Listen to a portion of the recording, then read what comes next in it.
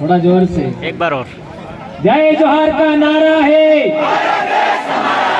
जय जोहर का नारा है।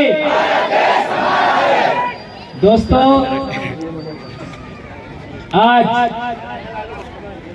मानपुर की धरती, टंटिया भील की धरती और पूरे देश के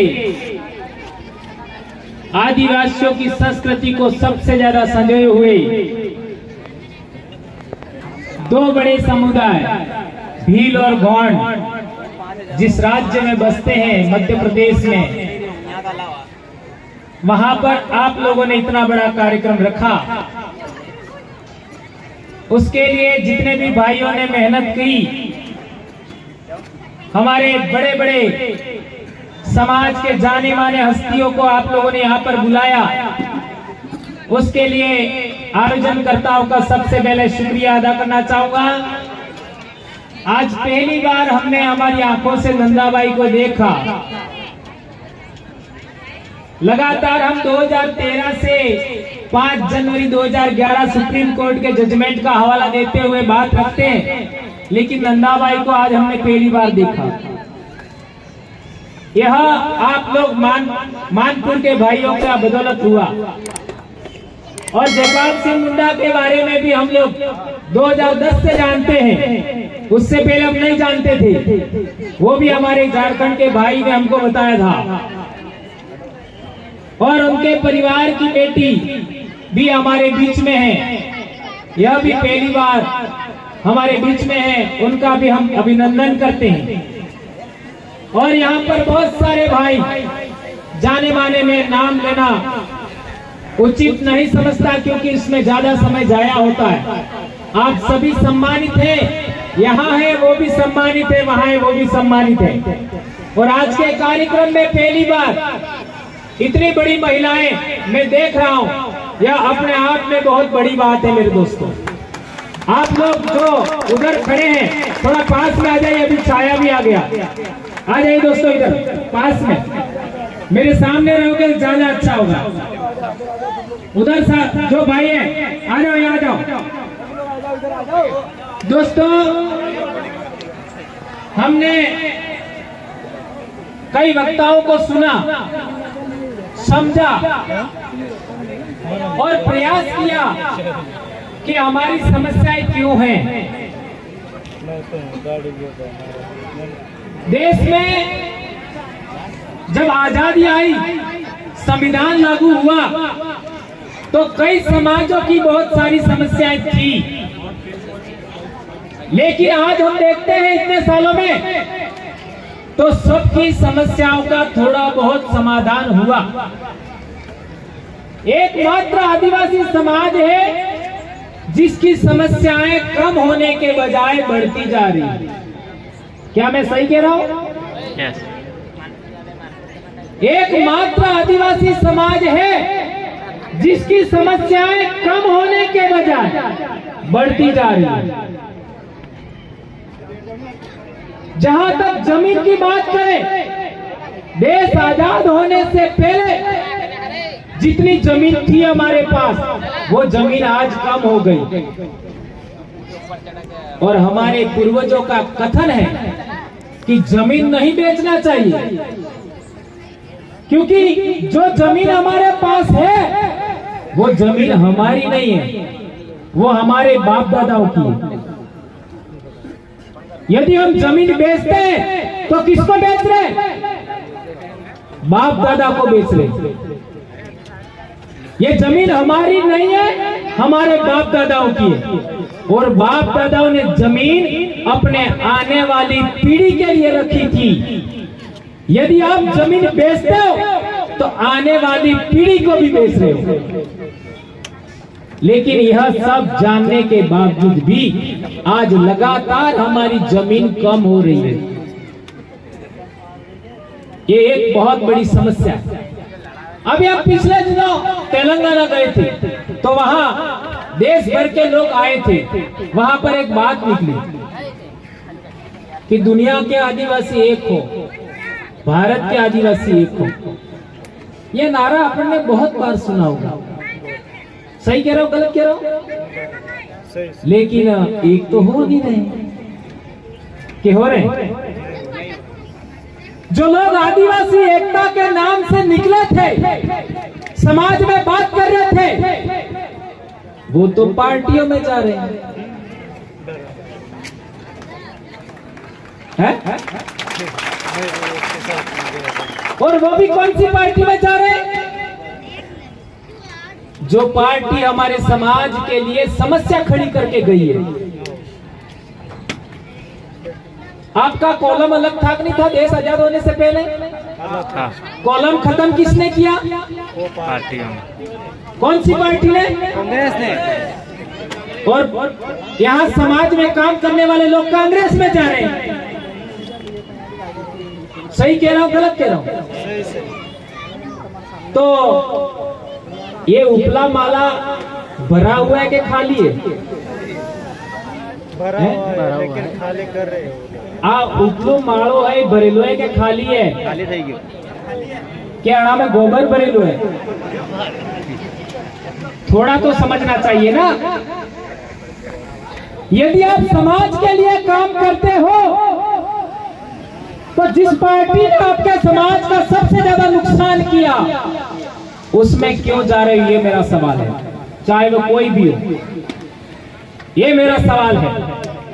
दूसरी बात, हम लोग कहते हैं कि ये पार्टी गलत है, वो पार्टी गलत है। धर्म के नाम पर हमारे देश में पार्टियां बनी है, उसका भी हम लोग बात करते हैं। तो उन्होंने भी कौन सा अच्छा काम किया? आज मध्य प्रदेश में पिछले 5 साल में जितना ज्यादा शोषण हुआ, दमन हुआ, हत्याएं हुई, यहां तक कि हमारी एक गरासिया महिला को जला दिया। नेमावर में महिला हमारी बेटियों को जमीन में गाड़ दिया जेसीबी से। इसके बावजूद भी हम उनमें बने हुए हैं। और कोई व्यक्ति समाज के लिए काम करता है, समाज के लिए बोलता है और नई व्यवस्था बनाता है तो आप लोग विरोध में काम करते हो, गालियां देते हो, न जाने क्या क्या आरोप लगाते हो। अब मेरा पुनः सवाल है, क्या आदिवासी एक होना चाहता है?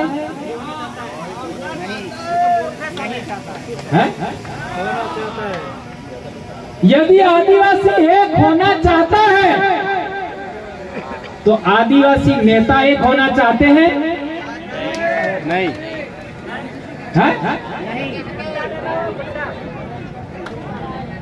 आदिवासी एक होना चाहता है, आदिवासी नेता एक होना नहीं चाहते। एक होना चाहिए। ये हमको पहले से पता था। इसलिए 2015 में जब हम लोगों ने आदिवासी परिवार बनाया तो पहला सिद्धांत रखा, राजनीति विहीन आदिवासी परिवार।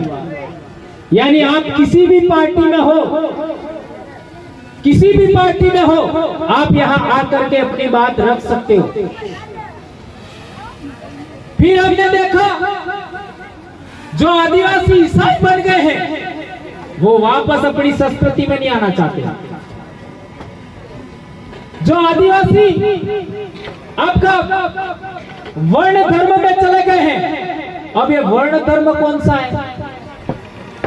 कई लोगों को तो ये भी पता नहीं है कि जिसको हम लोग अलग अलग बातें कहते रहते, हम इस धर्म को मानते हैं, हमारी स्कूल में सर्टिफिकेट में हम ये नाम लिखते हैं, वो तो धर्म का नाम ही नहीं है क्या? सुप्रीम कोर्ट भी कह चुकी है हिंदू कोई धर्म नहीं है। उस धर्म का असली नाम क्या है? वर्ण धर्म। और दूसरा क्या नाम है? ब्राह्मण धर्म, वैदिक धर्म। उसके अंदर एक ही समाज का हित समाहित है, एक ही समाज का श्रेष्ठत्व समाहित है। उसमें भी जो लोग चले गए हैं वो वापस बीली संस्कृति में नहीं आना चाहते, गोंडी संस्कृति में नहीं आना चाहते, संथाली संस्कृति में नहीं आना चाहते, मुंडारी संस्कृति में आना नहीं चाहते।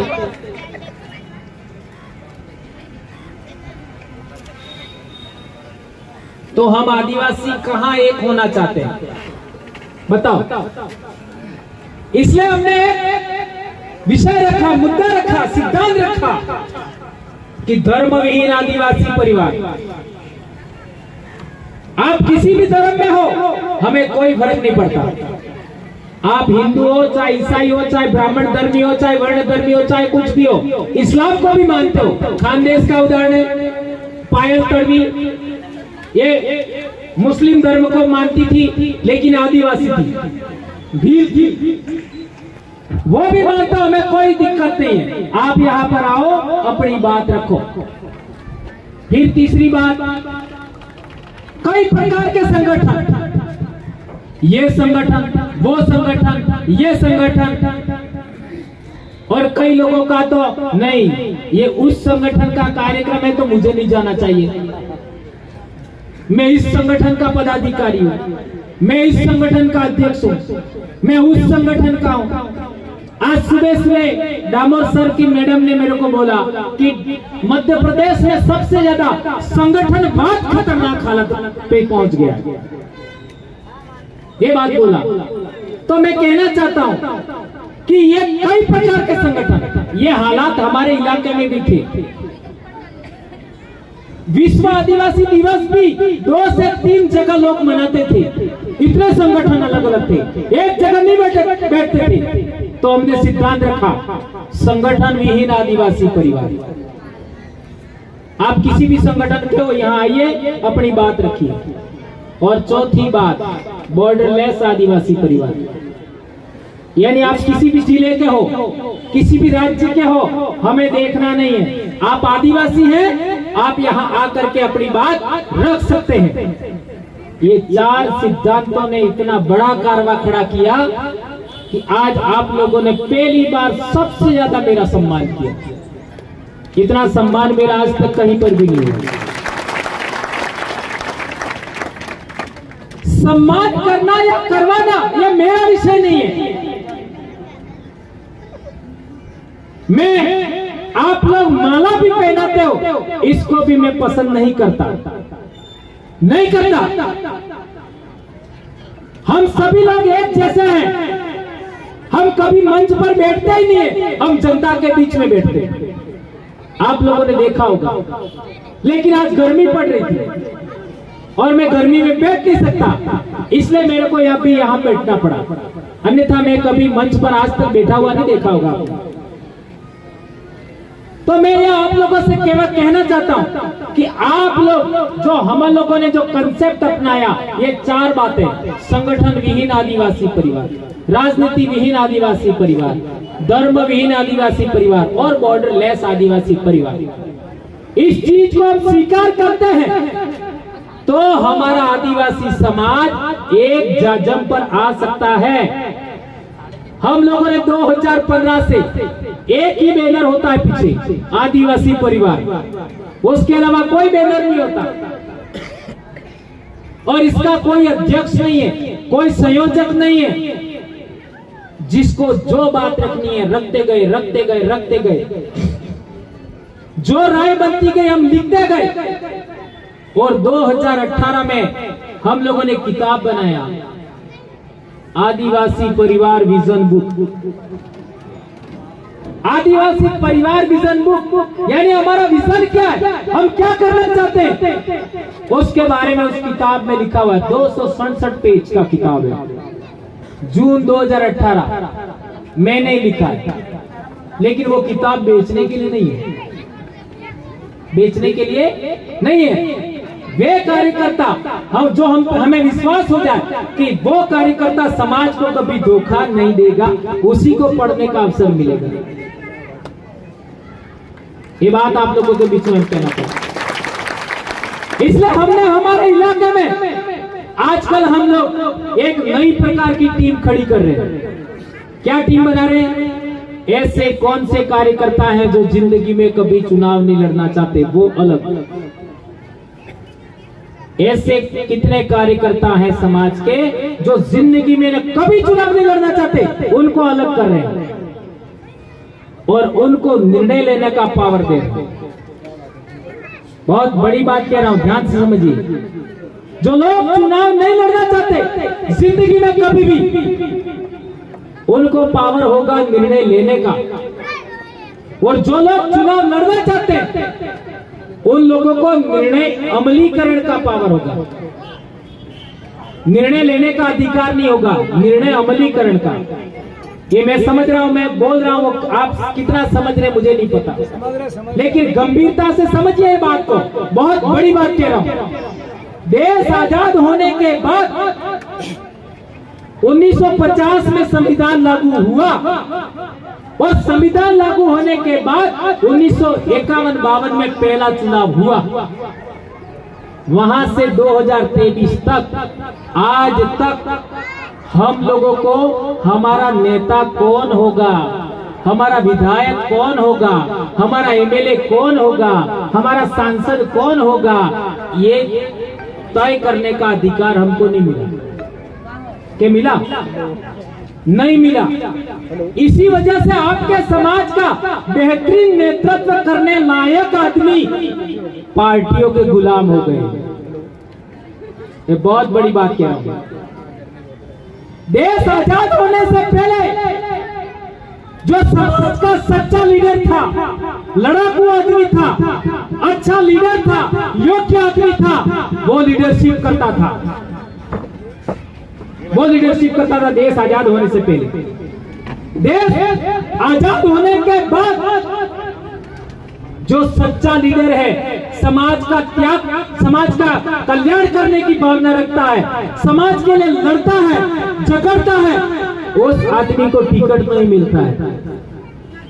और जो दूसरों के आगे लौट-पोट होता है, दूसरों के आगे चरण स्पर्श करता है। हमारे इलाके में हमारे कई सारे फोटो आप लोगों ने देखे होंगे। दूसरे लोग, दूसरे समाज के लोग कुर्सी पर बैठते हैं और हमारे मंत्री जमीन पर नीचे बैठते हैं। आपके मध्य प्रदेश में ऐसा होता है?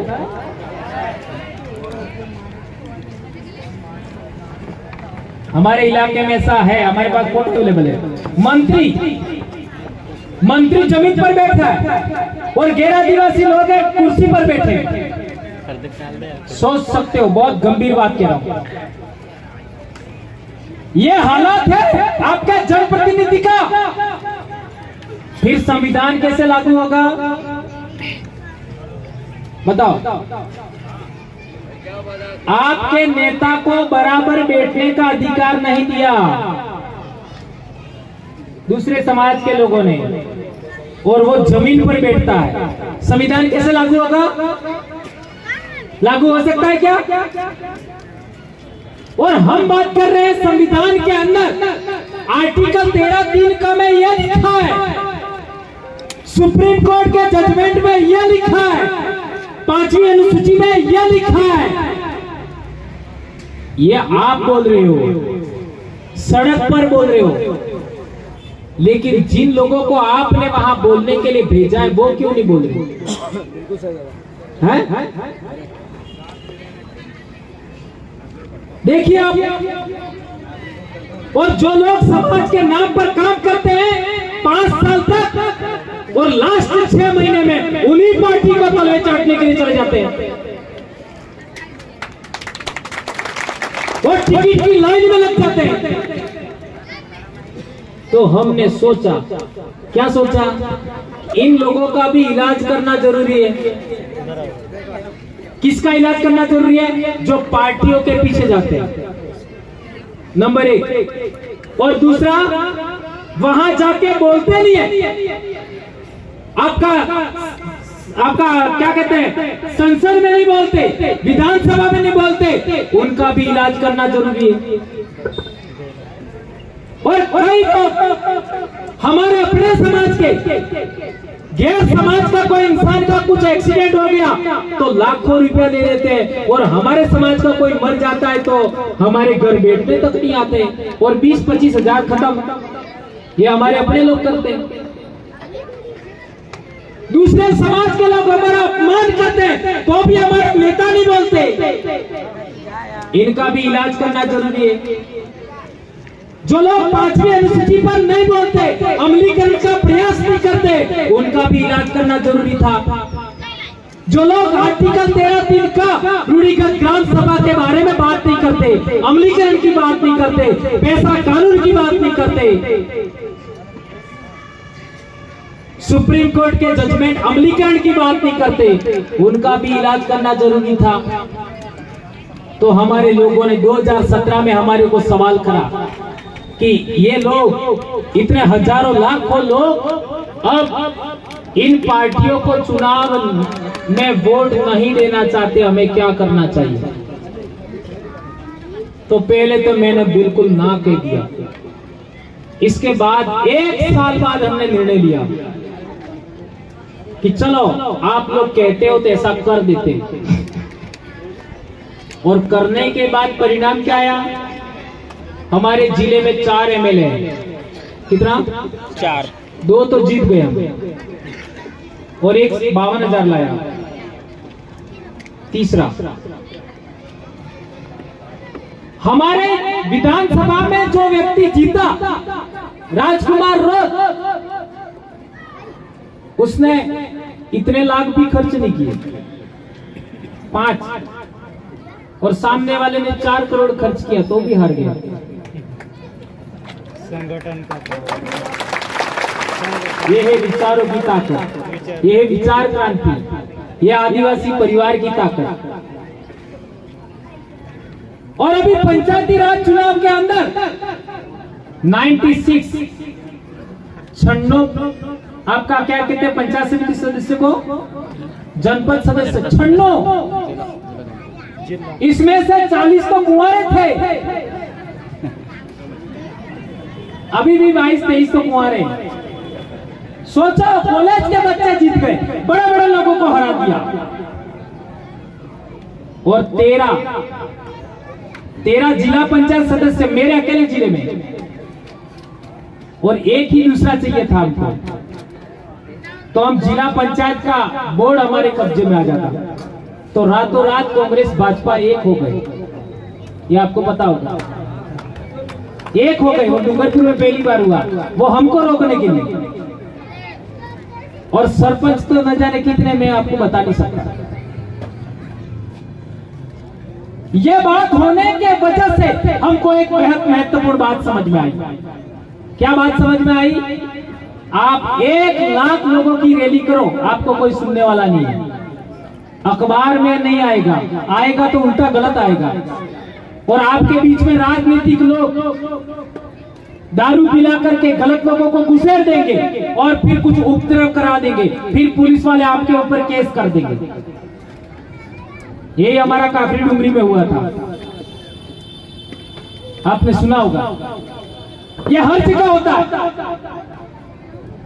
तो हम लोगों ने तय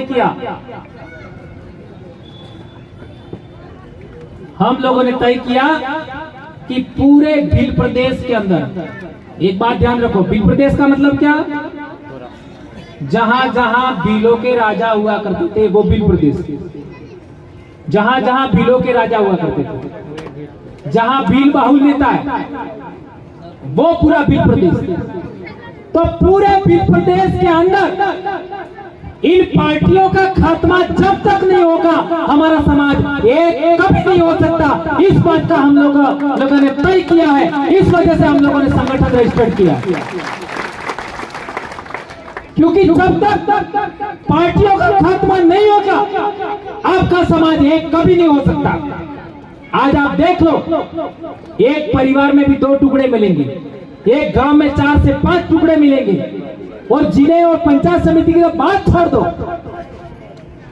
हम लोगों को एक बात समझ में आई कि आप 1 लाख लोगों का भी रैली करोगे, आपको कोई नहीं सुनेगा। और पार्टी के 5 लोग मिलकर के प्रेस कॉन्फ्रेंस कर लेंगे तो भी वो लोग डरते हैं। ये बात ध्यान से समझो। ये इतने लोग जीतने के बाद हमें एक बात समझ में आई कि वो लोग एक ही चीज से डरते हैं, न सुप्रीम कोर्ट के जजमेंटों से डरते हैं, न किसी कानून से डरते हैं, न आदिवासियों से डरते हैं, वो केवल एक ही चीज से डरते हैं, वो है जनमत। क्या समझ रहे हो मैं जो कह रहा हूं? जनमत यानी पब्लिक का मत क्या है? मत का मतलब वोट नहीं है। पब्लिक क्या सोचती है, पब्लिक की इच्छा शक्ति क्या है, पब्लिक का सोचने का नजरिया कैसा है, उसके आधार पर वो लोग डरते हैं। तो हमने इसी वजह से तय किया कि पब्लिक का, लोगों का सोचने का नजरिया बदलना होगा। पब्लिक को सोचने का जो विषय है वो बदलने होंगे। तो हमारे लोगों की आदत क्या थी? आदत ये थी कि थोड़ा सा पिला दो, थोड़ा सा खिला दो, थोड़ा सा पिला दो, तो बैल के समान काम करते दूसरों के लिए है? जब तक उतरेगा नहीं तब तक पूरे गांव में घूमेंगे, इसी को वोट देना, इसी को वोट देना, इसी को वोट देना, एक पगवे में है। हमारे लोगों को एक बीड़ी पिला दी किसी आदमी ने और कह दिया ये बोरी वहां से वहां रखनी है, रख देंगे। 50 किलो की बोरी, एक बीड़ी पिला दिया, इधर से उधर रख देंगे। ये हमारा कैरेक्टर है पूरे देश भर में। ये नेगेटिव है कि पॉजिटिव है, ये बाद में समझेंगे। अब ऐसे समाज को कैसे एक किया जाए, कैसे संगठित किया जाए, इसके लिए बहुत दिमाग खपाना पड़ता है। तो आज आप लोग देख लीजिए, हम भी आपके खून के हैं, हम कोई अलग नहीं है। हमारे इलाके में एकता हो सकती है तो मध्य प्रदेश में क्यों नहीं हो सकती? हो सकती कि नहीं हो सकती? और पिछले दिनों तेलंगाना गए थे तो वहां एक बात हुई थी, एक व्यक्ति ने बात करा था कि भील और गोंड एक हो गए पूरे देश में तो पूरे देश के आदिवासियों की सुरक्षा हो सकती है। भील और गोंड दो ही, यदि वो एक हो गए तो पूरे देश के आदिवासियों को उनकी सुरक्षा कर सकते हैं, उनके हक अधिकार को प्राप्त करने में आगे बढ़ा सकते हैं। इस बात को मैं भी मानता हूं, लेकिन एक दिक्कत है। हमारे इलाके में भी पहले लोग हम लोगों को भील को नीचा समझते थे, भील अटले नीचा ऐसा मानते थे। क्या आपके इलाके में भी ऐसा होता है? होता है, भील को नीचा माना जाता है? माना जाता है। अरे हाँ या ना तो बोलो। सही है? सही है। तो जो ऊंचा है, भील से जो ऊंचे हैं, उनकी आंखें कितनी? आपकी कितनी? क्या बात कर रहे हैं? जो नीचा है उनकी भी 2 आंखें, जो ऊंचा है उनकी भी 2 आंखें, बराबर है? आप लोगों का पैर कितने? उनके? क्या बात करें? आपके भी 2 पैर हैं, उनके भी 2 पैर हैं, तो फिर ऊंचा नीचा कैसे हुए हैं? आप लोग क्या खाते हो? अनाज खाते हो, मांस, फल फ्रूट सब्जी, वो क्या खाते हैं? जो ऊंचे हैं वो सोना चांदी खाते होंगे, हैं? क्या खाते हैं? आप लोग जमीन पर चलते हो, आसमान में उड़ते हो? जमीन पर चलते हैं। नहीं, वो लोग जो ऊंचे हैं वो तो आसमान में उड़ते होंगे।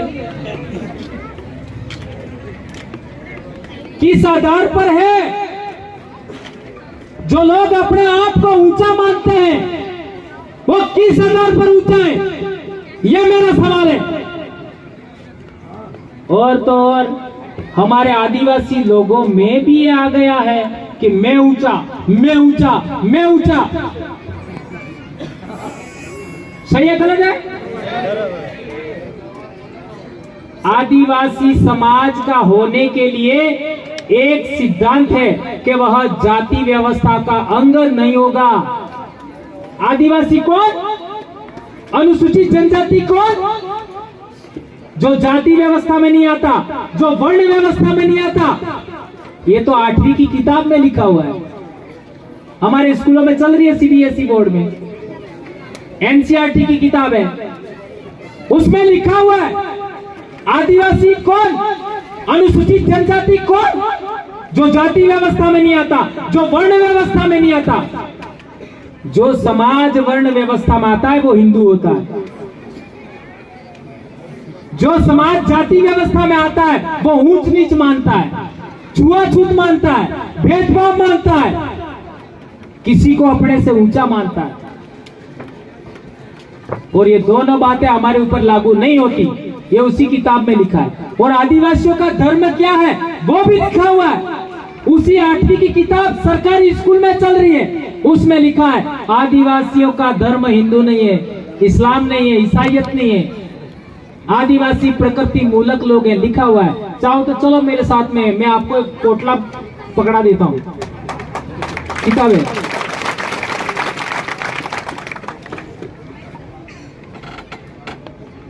जो लोग अपने आप को भील से ऊपर मानते हैं वो जाति व्यवस्था के शिकार हो रहे हैं। बहुत गहरी बात है, ध्यान रखिए।